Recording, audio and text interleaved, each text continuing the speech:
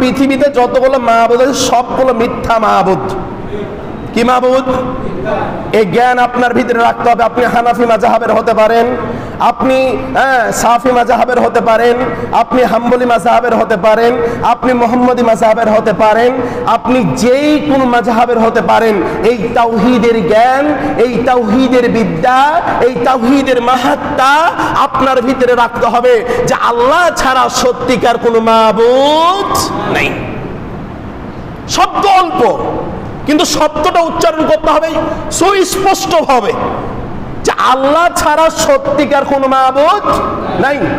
এতদিন জানতেন হয়তো কি যে আল্লাহ ছাড়া মাবুদ নাই, আল্লাহ ছাড়া কি নাই? মাবুদ নেই। কিন্তু আল্লাহ রাব্বুল আলামিন বলছেন না, লা ইলাহা ইল্লাল্লাহ, এর সঠিক অনুবাদ হচ্ছে যে আল্লাহ ছাড়া কোনো সত্যিকার মাবুদ নাই।